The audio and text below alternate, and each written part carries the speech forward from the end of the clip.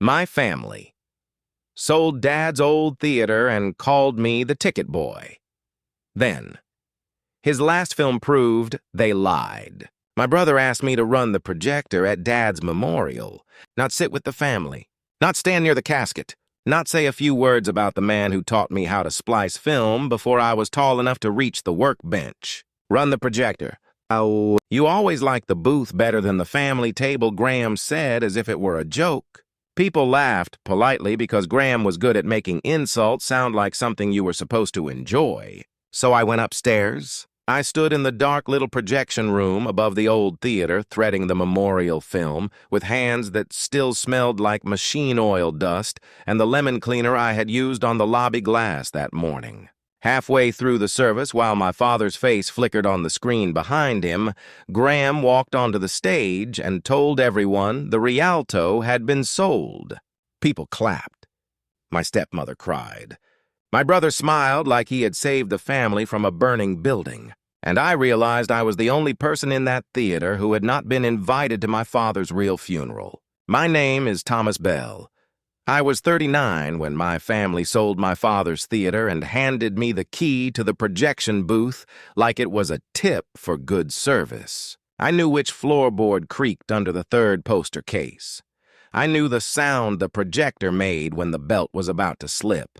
I knew how to open the ticket counter drawer by lifting the left side first, because the track had been bent since 1998. My father taught me all of that.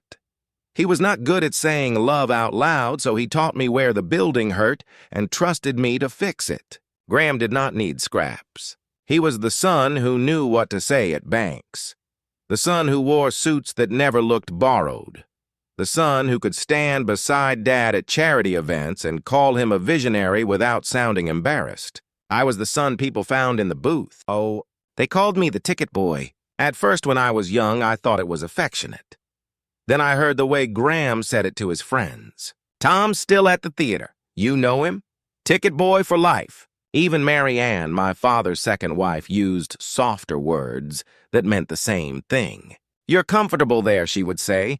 Some people need a small world. She did not mean to be cruel every time. That almost made it worse, because sometimes people hurt you not by hating you, but by never imagining you as anything bigger than the place they put you. Graham sent emails. He was in commercial real estate by then, and lived 2 towns over in a house with glass railings and no visible clutter. He said the theater was bleeding us dry. He said Dad needed to be realistic. He said selling did not erase history. History doesn't pay invoices, Graham told me once. No, I said. People do. We just need more of them in the seats. He looked around the empty lobby. Tom, listen to yourself. I hated that sentence. Not because it was cruel. Because some nights alone in the office with the electric bill and a calculator, I did listen to myself. And I sounded scared. Mary Ann was tired too. People will tell you exhaustion excuses nothing. That is true, but it explains more than we like. Oh, your father loved that place, Tom, she told me after one hospital visit. But love didn't pay the tax bill. I had no answer, because she was right, just not right enough. Dad died on a Tuesday morning. No thunder, no last speech. He was there breathing badly, and then he was not. Graham handled the obituary.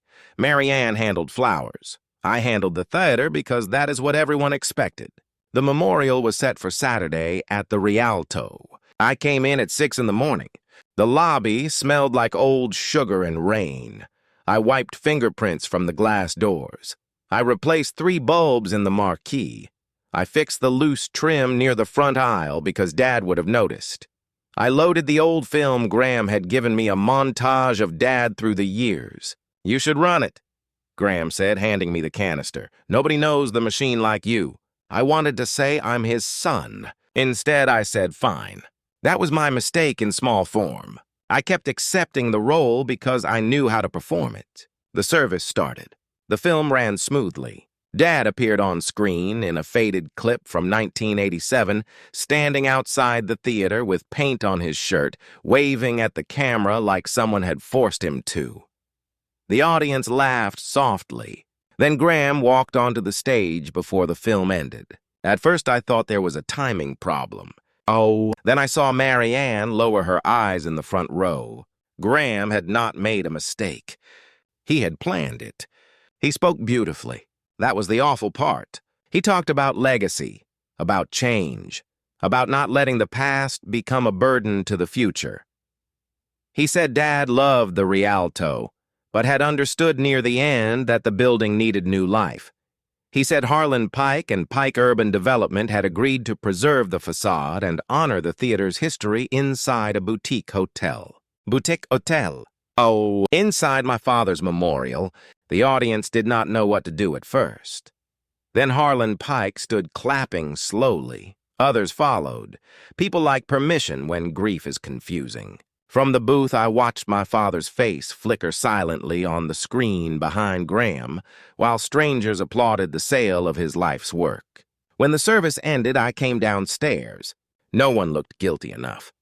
That hurt more than if they had looked proud. Graham came over with the smile he used for clients. Tom, I know that was emotional.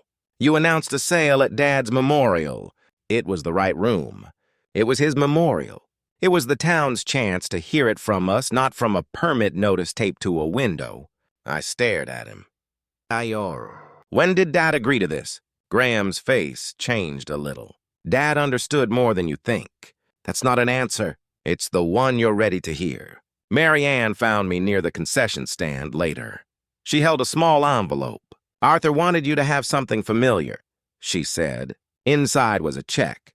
Not large, not insulting enough to call insulting out loud, but small enough to make the point. Under it was the projection booth key. I looked at her. The theater. Her face softened in that terrible way people soften before they say something they believe is kind. No, sweetheart, the booth key.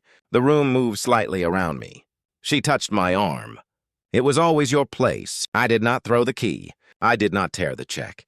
I did not shout in the lobby where people were still hugging each other under my father's movie posters. I put both in my jacket pocket and went back upstairs. Not because I knew what to do, because the projector was still warm. Dad had drilled that into me since I was 12. Never leave the projector warm. The booth was dark, except for the small lamp over the splicing table. The memorial reel sat in its can. The machine ticked as it cooled. I went through the motions because habits are sometimes the only bridge between humiliation and whatever comes after. Rewind, cover, switch off lamp. Check belt. I opened the lower wooden drawer under the old projector stand to put away the spare leader tape. The drawer stuck halfway like always. I lifted the left side, bumped it with my knee, and something metal scraped behind it. I reached back and pulled out an old film can. It was dented, dusty, and sealed with yellowing tape. On the label in my father's handwriting were 5 words. Tom, not for the service. Not dramatic, not legal, not even clear. Just Dad leaving me one more instruction. I took it home to the small apartment behind the theater where I had been staying while Dad was sick. The apartment was really 2 storage rooms and a bathroom, but it had a sink, a couch, and a wall wide enough to project onto. I set up the portable viewer. My hands shook so badly I almost tore the leader. Then Dad appeared. He sat in the last row of the theater wearing his brown cardigan thinner than I wanted to remember. The camera was a little crooked. He looked off to one side. Is it running? A voice off camera, probably old Mr. Alvarez from the print shop, said yes. Dad nodded. Then he looked into the lens. Tom, he said. I paused it. Just my name. That was enough to undo me for a minute. I let it play again. If you're watching this by yourself, I suppose that means I didn't say enough when I had the chance. He coughed, then waved away whoever tried to help him. I know Graham wants to sell. I know Mary Ann is tired. I know you're tired too, even if you act like machines are the only things that wear out. I laughed once badly. Dad looked down at his hands. I made mistakes with you. Let you carry too much because you were good at carrying.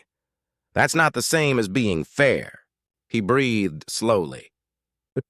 If anyone tells you I left you only the booth, they are telling you the smallest part so you won't ask about the rest. I leaned forward. There's a blue ledger in the ticket counter. Bottom drawer, the one that sticks. Graham never remembers you have to lift the left side. That made me smile through tears because it was so stupidly real. Dad continued. The old name matters. Marigold, not Rialto. And if they say you gave up your place here, look at the paper it's printed on. The film clicked softly. Then Dad said the sentence I had waited my whole life to hear and had to receive from a wall. You were never staffed, Tom. You kept the light on. The reel ended. For a long time, I sat in the storage room with the machine still humming and the blank wall in front of me. I wanted to run to Graham's house. I wanted to pound on his door and ask him how long he had planned to make me look like a fool in front of everyone who knew our father. Instead, I heard Dad's voice again. Look at the paper. So I went back to the theater before sunrise. The ticket counter drawer stuck as always.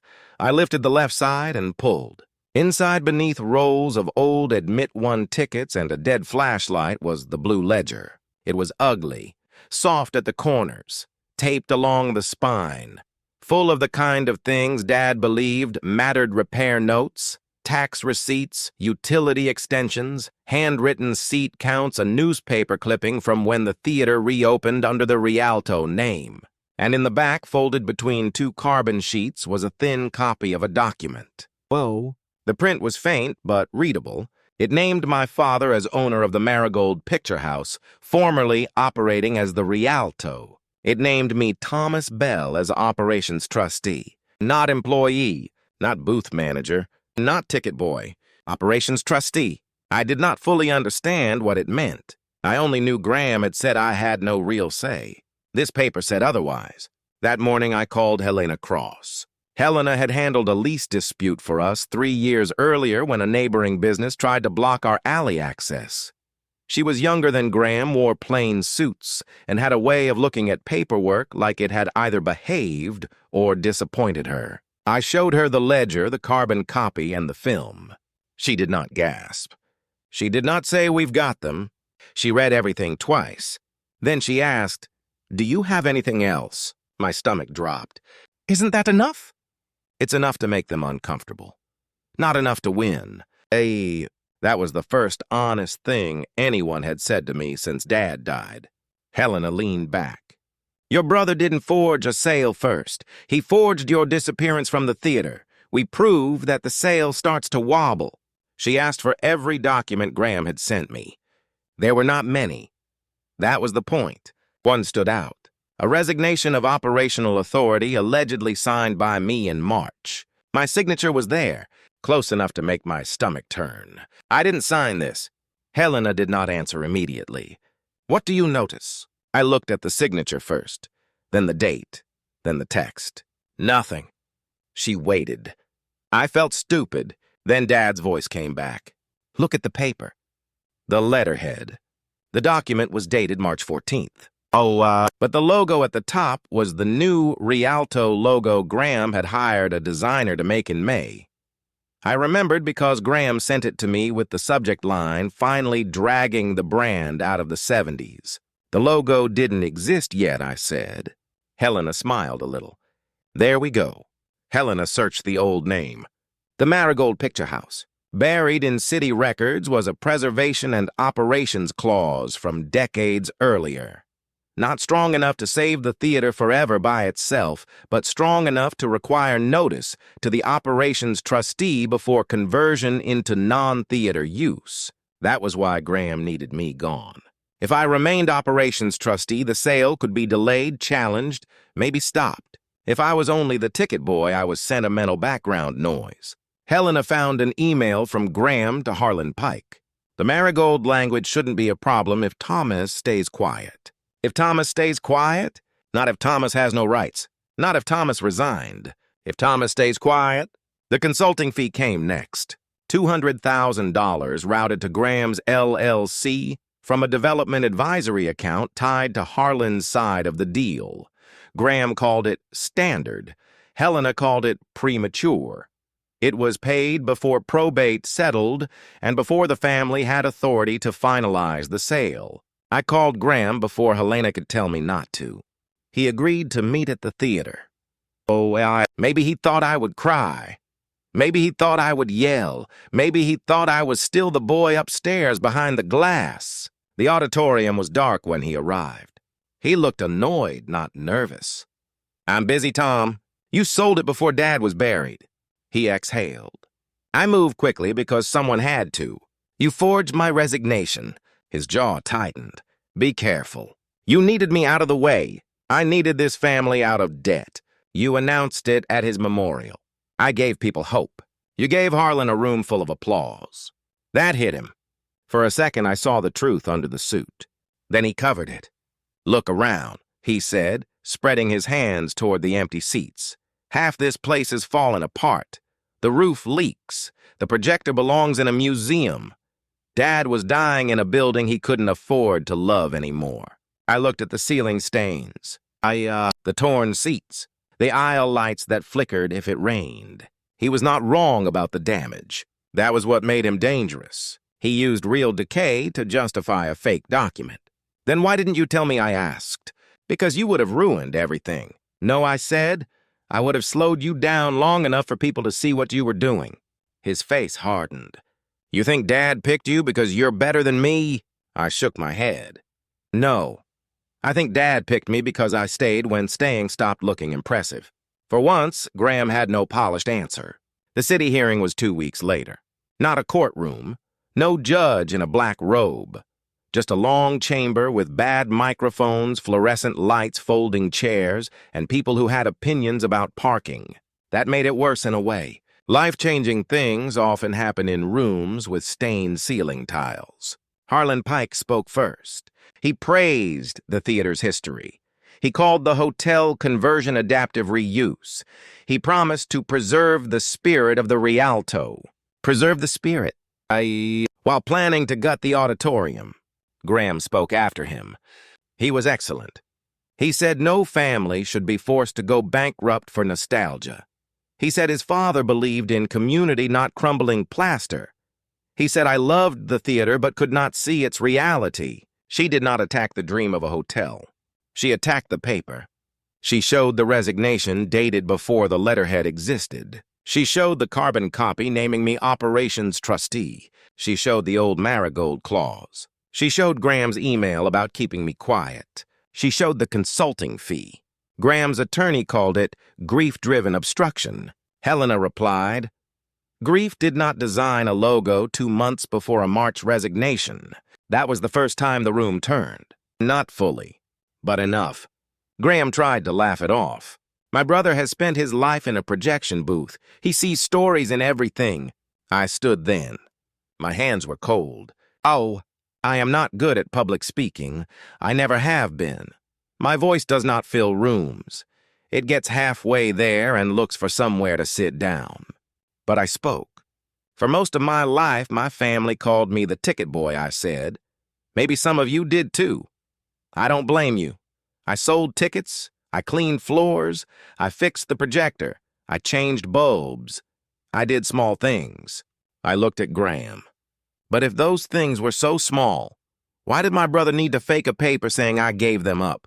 Helena played the film last. "Not all of it. Just the part where Dad said, 'If anyone tells you Tom was only staff, they are telling you the smallest part so you won't ask about the rest.' And then, 'You were never staff, Tom. You kept the light on.'" Marianne covered her face. Graham looked at the table.